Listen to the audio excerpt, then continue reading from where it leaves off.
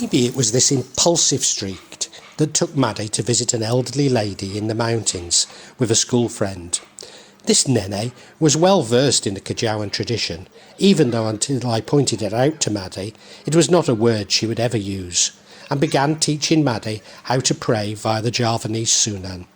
Although Maddie never agrees that she is clever, she is, and picked up the prayers immediately, unlike the friend who quickly lost interest in her recently discovered diversion.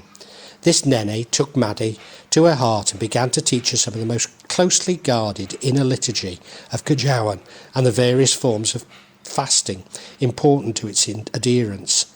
I suspect this nene had reached the venerated stage of Alumu Bolosiwu.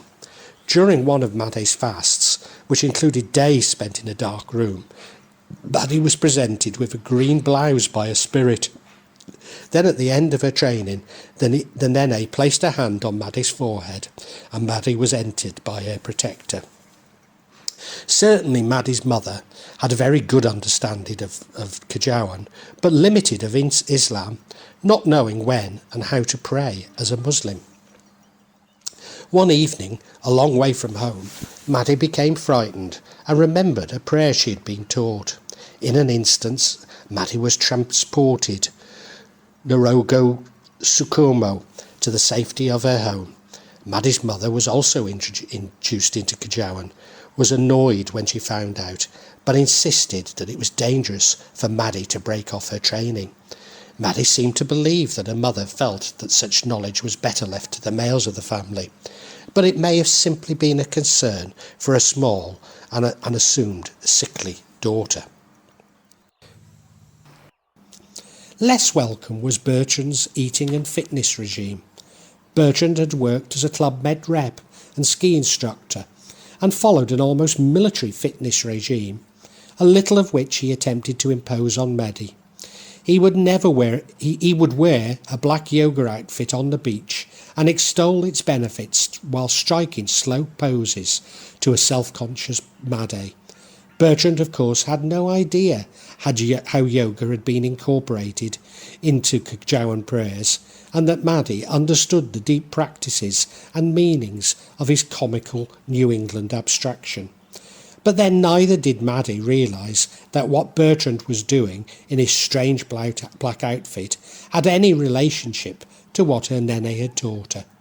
She was rarely allowed to eat Indonesian food, although in ordering fusion food, Bertrand probably thought he was pleasing her, and only to eat at certain times without snacking on Crispies, so much a part of Indonesia's food culture. Bizarrely for the tropics, she was not allowed to drink water during the night. The University of Indonesia were having a conference in Bali and accepted my paper on renewable energy and economic development. I became quite close to the university and had befriended an American lady, Davina, who taught in their School of Architecture. She was married to Martin, who was originally from Nelson, which I knew well, and they both lived in Wisma Subud in South Jakarta. Subud, Susili Buddhi Dharma, is a set of spiritual beliefs and practices which grew in popularity in the West before the Beatles were visiting Maharishi Mahesh Yogi in India. Whilst a branch of Kejawen, Martin exploded when I suggested this. As the revelations of Subud were believed to come directly from God, Martin has a valid point, especially as a oneness with God is the goal of most religions, so let us simply call it Subud. Nevertheless, Hussein Rouf, who was fundamental in spreading Subud to the West, entitled his book Reflections on Subud, 1960, Occult Religion, Indonesia, which must enrage Martin.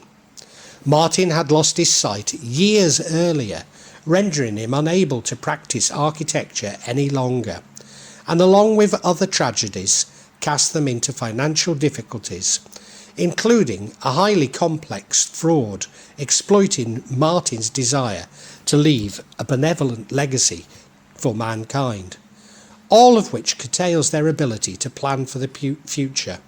Martin now spends his time talking to God, and his insights were to have a profound effect on me.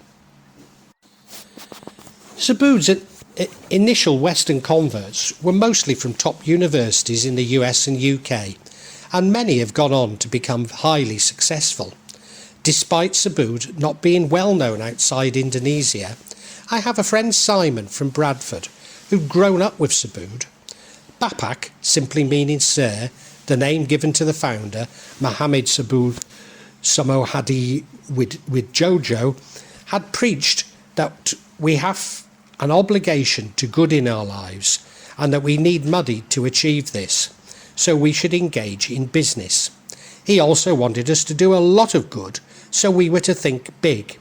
In other words, create big businesses. Coupled with a degree of self-help, many of Subud's followers have developed large businesses. Given the wealth of Subud's Western followers, Wisma Subud contains many large villas, laid out more in a Western style than Indonesian, and a little like a gated community in southern Florida. Wisma Subud is therefore an oasis of calm on a somewhat unloved stretch of Jalan RS Fatmawati, along which the MRT is currently being constructed, and I believe will ultimately make it a little like Sukhumvit in Bangkok. Despite Jokowi and Ahok seeming to have Singapore as a blueprint for Jakarta's development, you may have picked up I am particularly scathing about attempts to develop Jakarta in Singapore's image. You see, for 60 years Singaporeans have been socialised to accept the common good, whilst for almost the same period Indonesians have been socialised to laud private greed. Whereas Indonesians believe that information is power and therefore to be restricted, tribalism is always under the surface in Indonesia and is regularly stoked to murderous levels by politicians. The persistence of a caste system, along with an oligopolistic economy and paternalism, mean that Indonesia stifles self-determination. Nevertheless, I loathe Singapore and grudgingly love Jakarta. Maddie's brother asked if I wanted to visit her mother.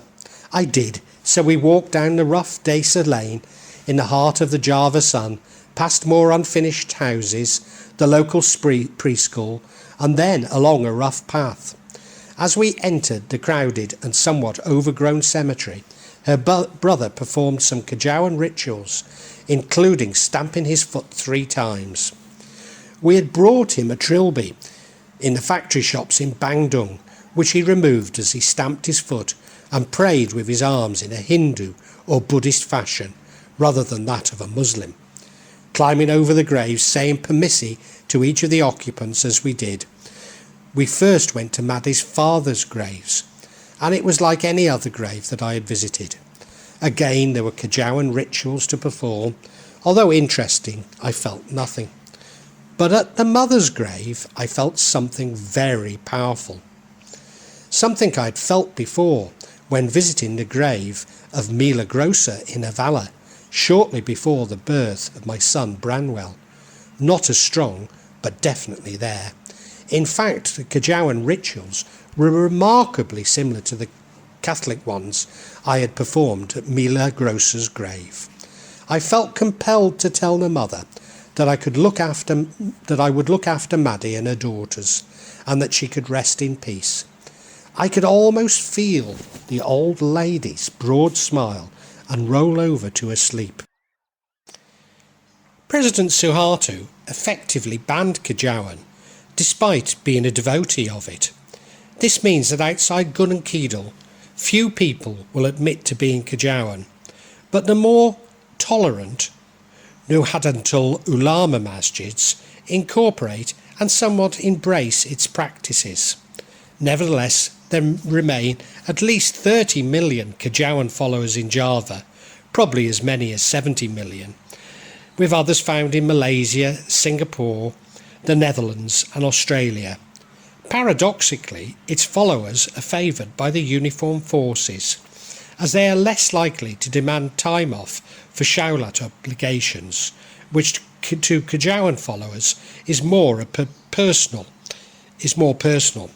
This strict religious classification has also encouraged the Hindus of Bali and the Javanese Muslims to follow more internationally recognisable paths, moving away from the Javanese Gnostic route which unites them. This is a part of the reason why Western journalists accuse Indonesia of drifting into conservative Islam over recent years, and when mixed with growing anti-Western sentiment, this is producing a volatile mix. But Indonesia remains one of the most culturally distinct and diverse countries in the world, at least endogenously, as foreigners are rarely seen outside Batam Island, Bali, Central Java and Jogja, and becoming rarer, accounting for a minuscule 0.06 of the working population. But the banning of Kejawen certainly increases the pressure on global homogeneity, although the ban could be seen as a break in the country's matronisation. Despite being born in Jogja, Suharto used Kejawen and Javanese culture for his own political and financial gain. The ban probably also had the reverse effect. This point was not lost on Sultan Hamengkubuwono X, who attempted to redress the balance, but with limited impact outside Java. Pa Angbaya is everything Made's Dukan brother would like to be, but unmistakably isn't. Pa Angbaya is an old hippie in the Indonesian way, with long dark hair, apparently dyed as it's now mostly grey, and a liking for ethnic Indonesian clothing. In fact, if he didn't have the dark skin of somebody from East Java, not unlike the Balinese, he would look just like the sarong-wearing residents of Ubud. Like Made's Priori persona, he does this effortlessly. He shuns the title Dukan, as Dukan are created through being found by their first clients, who, if thought to be good, are rewarded through word of mouth with more clients. Pa Angbaya clearly knows far more than Made's brother, being connected to the Kraton in Cirebon and Solo, and wears a chain of uncut rubies around his neck, given to him by the Sultan. Pa Angbaya was originally from Banyuwangi, where Javanese Sufism meets Balinese Hinduism. It is also noted for its Dukans. In 1998-9, murders of 230 Dukan took place by people in ninja outfits, following a moral panic of presumed treachery of Dukan Santet. There were reports that it was politically motivated, although there are conflicting claims as to who exactly was behind the murders.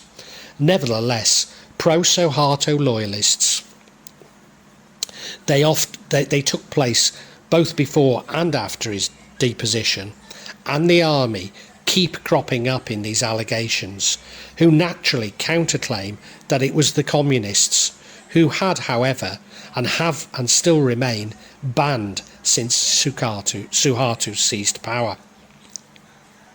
Equally, there is plenty of evidence to suggest that the local people had become fed up with the use of black magic and the deaths from Busong, where the victim's stomach swells as a result of it being inhabited by many foreign bodies, such as insects, nails, and other household items.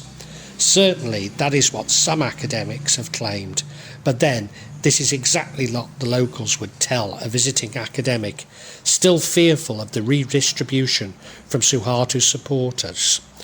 Whilst the scale gives these murders some notoriety, around the same time the killing of Dukans took place in Malang and Sukabumi. Pa Angbaya appears to use what many would call white magic. He uses his knowledge to fight the black magic of the Dukan Santet. But he knows that faith and religion are what really works, and this is what he tells the people who consult him. Despite using the term black magic throughout, it would be more precise to simply call it magic with a K. However, I really don't want to compare my experiences to the practice of Western magic with a K, despite there being amazingly strong parallels, possibly revealing a common Egyptian root. I say Egyptian root, but if the hypothesis on Sunderland are correct, then a common route from Sunderland via Egypt is entirely plausible, which would really place a different interpretation on everything. According to Kejawen, there is no good and evil per se, only a scale of honesty of one's intentions. Despite this, most Indonesians cling to the terms white and black magic without defining where one ends and the other begins, mirroring its practice in Indonesia and, more contentiously, I would argue, the whole world. Like most Dukans, Pa Anggabaya also takes Jamo and collects batu, precious and semi-precious stones, which he claims simply appear in his house, vintage keris, and almost anything of craftsmanship, including European leather boots. He also appears to have a strong affiliation with Nia Aurora Keedle, having a large painting of her in his house. Apparently he sold it to a lady from Manado, who later returned it to him, asking for him to keep it for her. He also has a painting by Limea de Meb, which I has always somewhat admired, despite not being keen on the genre. In fact, the journey to Gunung Kidul had been shortly after a flight, on AirAsia rather than Zebra Air, for our new home Selamatan, a feast whose origins were in the animistic sacrifice, but developed by Sunan Bonang, and has been embraced by the Nahdlatul Ulama. Salamatem are often used to clean a home, marriage, or important events of evil spirits. Although ritual feasts are found elsewhere in Islam, it symbolises the differences with the Muhammadiyah, who oppose such antiquated practices. Academics describe a division between the Shantri and the Putrian, pure or white ones, reflecting the use of white skull caps, although in Indonesia the word Shantri is used to mean pupil of an Islamic boarding school, and Abangan, the red ones, to describe Islamics in Indonesia, but few recognise this distinction, possibly because admitting to being Abangan could be dangerous. I have even seen it suggested that Muhammadiyah follow a Wahhabist doctrine. While some Muhammadiyah, particularly west of Java, may define themselves in this way, many other Muhammadiyah in Java would define themselves as Sufi. Certainly these distinctions are too polarised to explain the differences between Nahdlatul Ulama and Muhammadiyah. In any case, their congregations tend to be somewhat interchangeable, myself included, and Muhammadiyah masjids are common in strongholds of Kejawen, such as Mades Desa. Gunung Kemukus is a hilltop Kejawen shrine to the northeast of Solo, dedicated to the legendary Prince Pangeran Samudoro and his stepmother Nia Ontarualan, with whom he eloped. Every 35 days, when the Javanese calendar coincides with the Gregorian Friday, to Westerners a Thursday night, rituals are performed at the site. Many people from Java would visit Gunung Kemukus to engage in adulterous sex 7 times with the previously unknown partner, as it was believed to bring great riches to them. Although adultery is considered haram within Islam, it is something of a national pastime in Indonesia. Indeed, a number of people who had been on the Hajj pilgrimage would also pay homage at the shrine. Many of the men from Mades Desa took this pilgrimage, never with their partners knowing the true reason for their trips. The date coincides with the pilgrimage, or Zahiriyah, to nearby Pangaratis beach to venerate Nira Kidul, providing a useful alibi.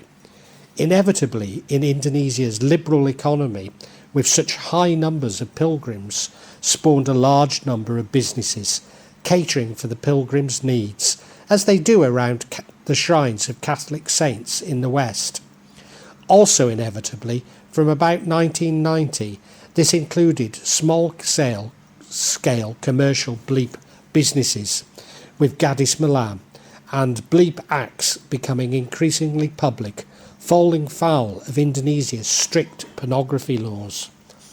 An Australian documentary called Bleep Mountain created a moral panic in Indonesia, and many of the businesses related to the site were closed by the governor, despite some of the rooms facilitating prostitution being built by local government, which along with the entrance fee were a major revenue stream.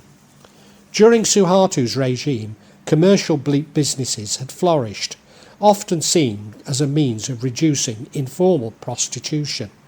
The situation was seized on by the army as an additional source of income.